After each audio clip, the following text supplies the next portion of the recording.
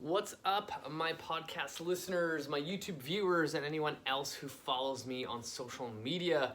This is another edition of Cut the Shit Get Fit, where I am filming it, putting it on YouTube, and people are enjoying them and, subscribing to my channel, which, if you have not done yet, please hit the show notes and subscribe to my channel because I'm almost at 300. I think I'm maybe 10 people away from getting 300 subscribers, which is freaking awesome. So thank you for all those people out there who, think that I'm actually providing a lot of good info. At least I think I am. So had a couple questions over Instagram about my last couple episodes going into like programming for fat loss. And people wanted to see how would I create like an actual program. So in my last two videos, I kind of went over how, what exercises I would do for someone that was brand new, and then how I would eventually progress it. And then somebody was asking like, how would that actually look like if I had this month workout A, B, and C, and how I would structure everything. So I'm literally going to lay out like a 1 month worth of programming here if someone was training 3 days a week, and I will showcase what exercises are put where, why I emphasize X, Y, and Z, and things like that. And feel free to literally use this in your workouts and, steal it and see how you feel. So I'm going to create somewhat of an intermediate program here, and this would be for someone who has no pain, no issues whatsoever with overhead mobility or stuff like that. To say this person is ready to go, and regardless, maybe they've had some injuries in the past and they're just trying to, bulletproof their body, become more of an ironclad body, aka my new book is going to be coming out pretty soon. So we're going to get started, and similar to my other videos, we're going to start with 2 exercises at the top being our core section to get things ready. So over at workout A, we are going to do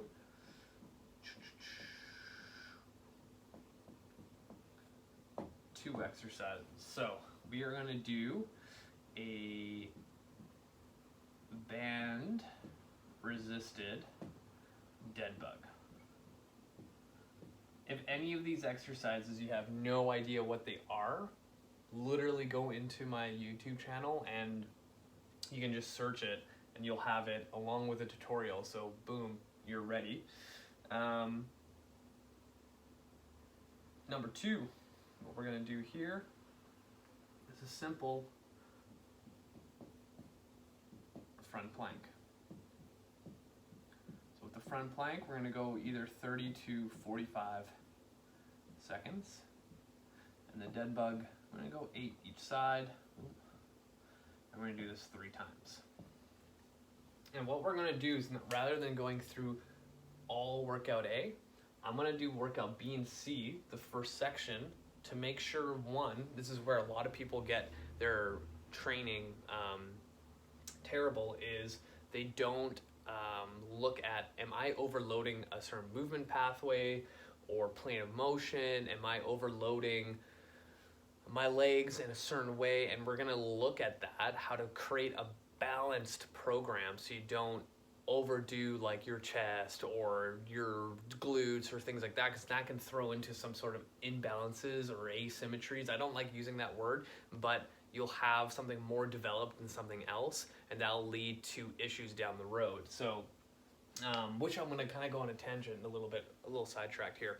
I had a person come in to the clinic, and this individual was constantly getting like lateral hip pain anytime they did lunges, step ups, things like that. And I was trying to figure out okay, why, obviously it's inflamed, some sort of tendinopathy, but what are they doing in their program? And this person's a fit individual, really, really fit. And I was like, tell me more about your programming. And this individual will primarily focus on legs and would do a glute specific workout 3 days a week, and on the other days where they would focus on more upper body stuff, they would still do some like glute stuff, like your traditional, like what you see on Instagram glute stuff, to overload it. And I was like, would it be possible to do what most guys do in the gym, where they constantly do, say, bench press or chest exercises, where, you know, their pec minor just gets so tight that they start rounding the shoulders forward and they're kind of imbalanced, right? And they don't have enough back exercises to combat the amount of pressing. I'm like, can you do the same thing with glute exercises? So I was thinking, okay, well, maybe if, you know, glute max, glute med is being overworked, what is being kind of neglected? And I was just thinking, probably your adductors. They serve a purpose not only to, you know, bring your leg across the midline, but also stabilizing your hip. And if you're overloading your lateral glute muscles and your hip extenders, I'm pretty sure your adductors are probably not getting enough love. So I took this individual into a 90-90 position like I do in my kin stretch classes, and told her to do a simple a lift off for external rotation. And if you don't know what this is, again, hit my YouTube page and search it up. But essentially it activates your adductors along with some hip flexion, and could barely do it. Like, it was a struggle. So I'm like, okay, here we go. Here's that imbalance that I was talking about before. And when we got this patient to focus on more adductor specific work, that lateral hip pain kind of went away. So, you know, this can happen anywhere. If you're loading one area of your body more and more and more and more, eventually it can get into overuse. It can serve a different purpose eventually, and just cause more harm than good. So it's really, really important that when you are following a program, or, you know, you start exercising, you're doing classes, whatever it is, and you're really consistent, is to see if you are overworking something. Because most classes, they're like, I'm going to hit the legs hard and your core hard, and kind of forget everything about everything else, and then you're kind of left with overuse injuries. But let's go back over here to workout B. So we are on A1 and A2. Here is where I'm going to put in a bird dog cable row. And then here, just a simple side plank. Can't properly spell plank for some reason. 30 seconds. And let's do this 8 each side, 3 times. All right, so now we can start talking about how I'm changing stuff up and making a thoughtful, purposeful program. So here we have a dead bug. We are in a band-resisted dead bug in a supine position, working a rotary stability, you know, opposite arm, opposite leg pattern. Now, if I had workout B, it would be kind of defeating the purpose to do another like dead bug-like exercise, or any kind of like supine ab exercise that you can think of. So it's like, why not do kind of a complement to it? So a bird dog, which is literally an upside down dead bug, but focusing on a little bit more shoulder stability and low back stability, and then challenging it a little bit more with the single arm cable row, adds a little bit more of a dynamic. But now I'm kind of complementing these two movement patterns that are very similar, but just now in a prone position compared to a supine position. You know, over here we have a front plank where we're fighting anti-extension, and then we have a side plank here to fight lateral flexion. And, you know, now these two are complementing quite nicely. Now, this is where I really like programming, because now that I have 3 days, it's like, okay, sweet, I can now really work on really specific things for the person. And usually what I'll do here is I'll do a half kneel anti-rotation press, again, check my YouTube page for all these things if you're gonna follow this program. And then here is where I would love to do some sort of tall kneeling, kettlebell, halo. So we now have, let's do the 3 sets and 8 to 10. Whoops, 8 to 10 each. So we have our core section, all 3 workouts. So the reason why I am doing a half kneeling anti-rotation press, we have some anti-rotation for our core, hip stability, and the halo is one we're working a little bit of shoulder stability too, which a lot of people need, and in a tall kneeling position. So, half kneel, tall kneel positions, super, super, super vital when it comes to developing better posture, better body awareness, and better stability through that hip junction. So why not kind of double down on both half kneel and tall kneel on the same day, right? So now we have this beautifully orchestrated core section across the board on each day that's going to literally hit everything we need. Now, if I had to, here is this is something it would be a specific thing for somebody, and you can throw in other things, we haven't hit hip flexion, so you can do a mountain climber here, feet in the TRX, doing atomic crunches, whatever it is. But this is where it's okay, I have this person and I want to just put as much in as possible, and this is all I can do. But we can double up on some sort of core movements later on if needed. But we're going to come over here into our next section. And remember, this next section is what I call kind of the meat and potatoes, where I want the most important things to kind of come after. And what we're going to do is a double kettlebell, single leg deadlift. And we're going to do 6 on each side at a heavy, heavy weight. Then from there, what we're going to do is just a simple single arm cable row, just standing, nothing too crazy, and we'll do 8 to 10 each side. And this is where I like to go anywhere from 3 to 5 sets. So before I kind of go into why I'm doing this, we're gonna go into our next 2, and for workout B, what we're going to do is a dumbbell front squat.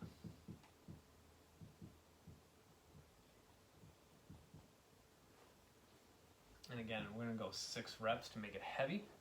And then here, we're going to go TRX inverted row. We're going to do AMRAP. As many reps as possible. Again, 3 to 5 rounds. And then way over here,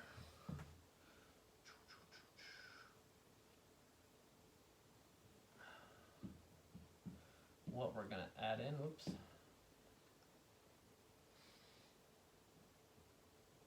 goblet, landmine,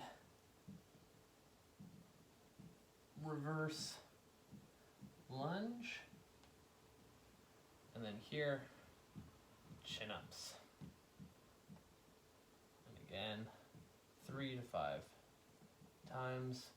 Here we're going to do 6, here, AMRAP. Sorry for all the writing. Okay, let's now go over why I chose all these exercises.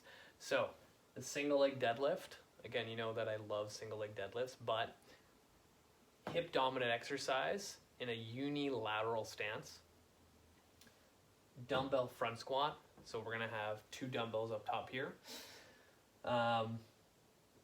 Knee dominant bilateral exercise, and then goblet, landmine, reverse lunge.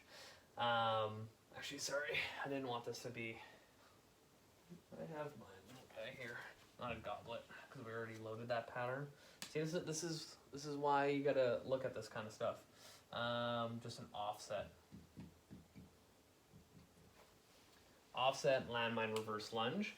So now we have a, again,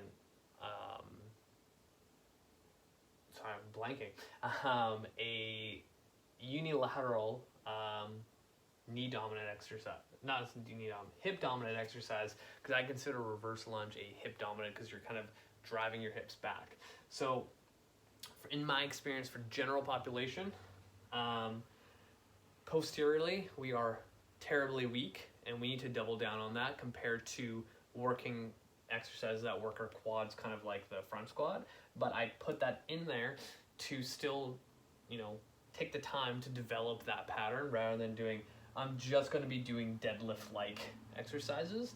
But look at the different loading patterns too. This is where my kind of like creativity comes in. So I have a double kettlebell single leg deadlift, so that's 2 dumbbells on the side. I have now a front squat where I have 2 dumbbells up front, and now I have an offset load with a landmine where I'm holding the barbell at the bottom and then reverse lunging to the same side. So I have different loading patterns now for my leg exercises up top, which again, people don't pay attention to. So imagine, you know, the average person is like, I'm going to barbell deadlift, barbell deadlift, barbell deadlift on each day, or barbell deadlift, bench press, and back squat. It's like, okay, yes, the bars are in different places for different exercises, but you're still not challenging, say, like a single arm press for instead of your bench press, a single leg deadlift with, you know, 1 giant dumbbell or something like that. Like the loading patterns need to change in order for your body not to kind of fall in the same pathways over and over and over again. So those loading patterns are why I chose them. So over here, as you can see, there's quite a bit of pulling. Again, going back to my whole posterior thing, people need more posterior strength. So I have a single arm cable row, a TRX inverted row, and chin-ups.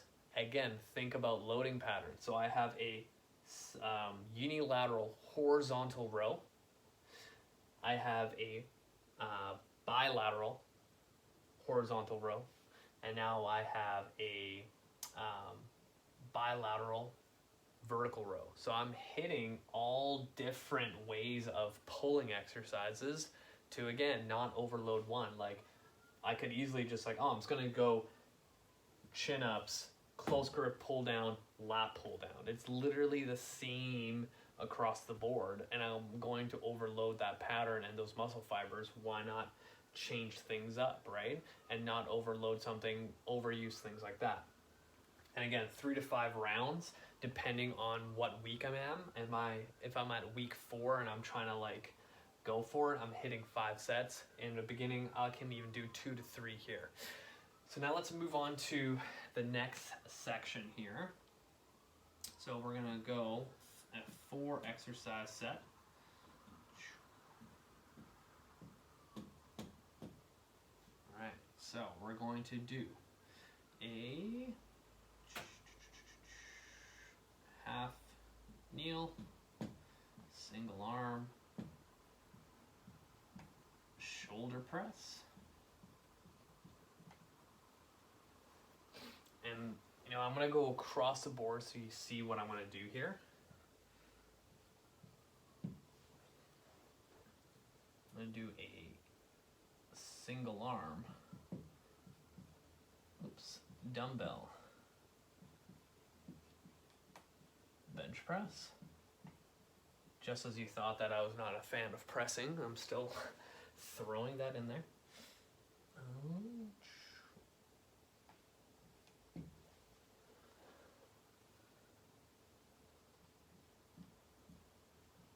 Two-handed landmine press. So we have a half kneeling single arm shoulder press. So I have a unilateral vertical press, single arm dumbbell bench press. Now I have a unilateral horizontal press, and now not C2, this should be C1. And then my last day here, I have a two-handed landmine press, which you could probably classify as a bilateral vertical press, even though it's at a 45-degree angle, like we're aiming for overhead. But again, look at the pattern. All presses, but all different movement pathways, planes of motion, and things like that, to not overload one of the other. And this is where stuff like this helps a lot when it comes from injury prevention. So now let's get into the next bit. Here, we're gonna go Kettlebell Bat Wings. Again, if you don't know what Kettlebell Bat Wings are, check my YouTube channel.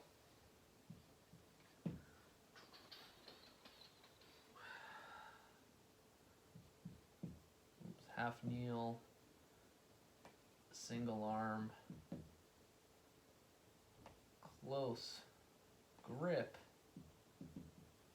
pull down, and cable, rope, face pull. All right, let's look at this again. Kettlebell Bat Wings, a bilateral, I would call it horizontal row, again, 45-degree angle on the bench, a half kneeling single arm close grip pull down. So for that one, think of, cable machine at the very, very top. You're in a half kneeling position and pulling into a close position, and then cable rope face pull. Again, all pulling exercises, all different planes of motion, all different moving pathways to, again, not overload the other. So I could have easily been like, I'm doing a dumbbell row here, I'm gonna do a single arm row like I did earlier, and I want to do like a two-handed row. Like, there's not a lot of thought process behind that. So now let's get into our third exercise.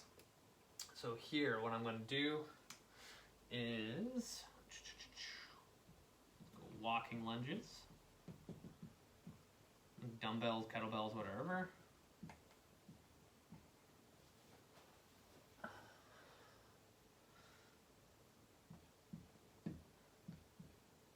Dumbbell lateral lunges.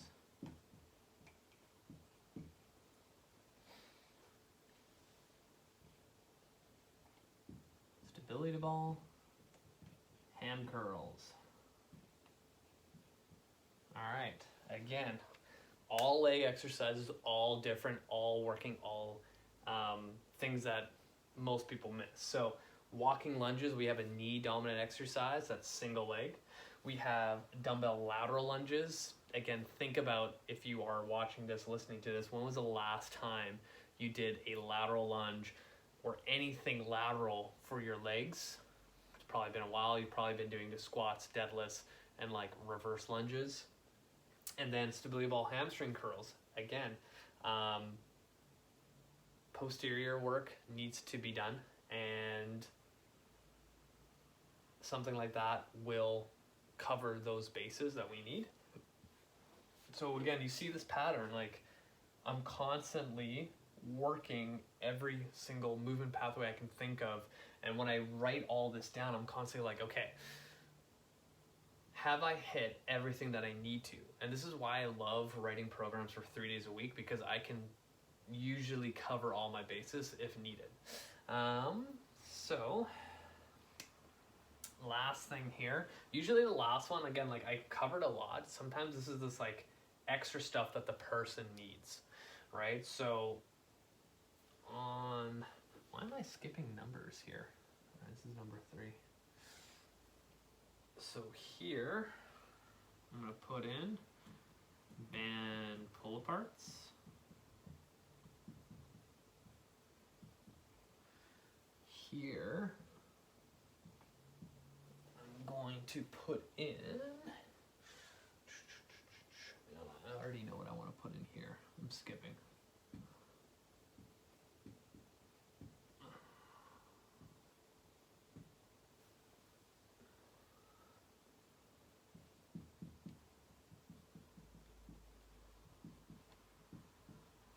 All right, so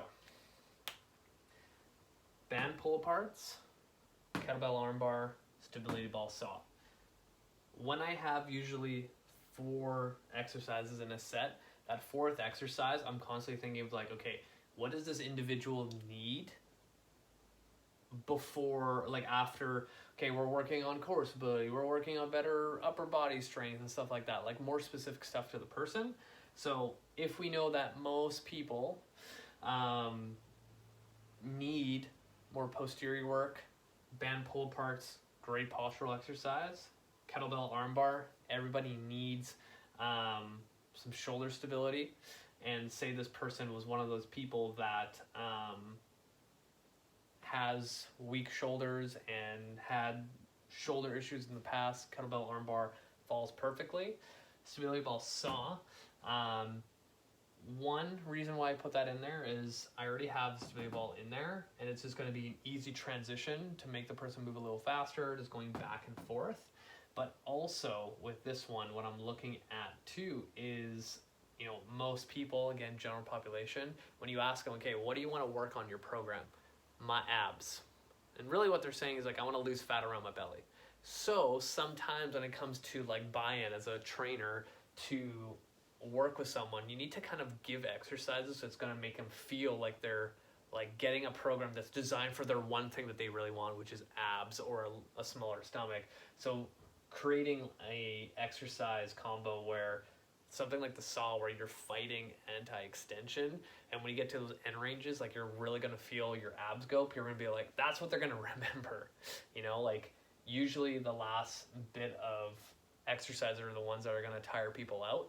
And if I put the saw at the very end, that's what they're going to remember. Like, holy shit, that workout was really hard. You killed my abs. But when you really look at it, there's not really any hardcore specific ab exercises other than that, right? So it comes to like buy-in. So as a coach, I kind of learned that over the years that, you know, last exercise can be like somewhat of a filler exercise, but stuff that the person really, really needs. But overall, like we have this beautifully orchestrated program. Like this is like go take a freaking like screenshot and like start doing this in the gym. Like you have 4 weeks laid out for you. And you know, if you're an average intermediate gym goer, this is going to work beautifully. If some are not feeling great, don't try to force yourself doing this, but this is how my creative mind goes when I'm trying to create a program. And I've been programming like this, like I said in my other 2 episodes, for a very long time, and I have never had any client injure themselves while training, you know, pull something while they're training or anything like that, or were too sore or anything. So I kind of pride myself that my programming that I've learned over the years from so many other great coaches in the industry is kind of like, I wouldn't say the holy grail, but kind of like, you know, the secret to finally seeing success in the gym, in life, in whatever, you know, goal you may have. So, you know, if you follow this, then you're golden. If you have any questions, like honestly, feel free to reach out. Like I'm more than happy to help. I'm always answering my DMs, Facebook Messenger, LinkedIn, because I'm on LinkedIn now.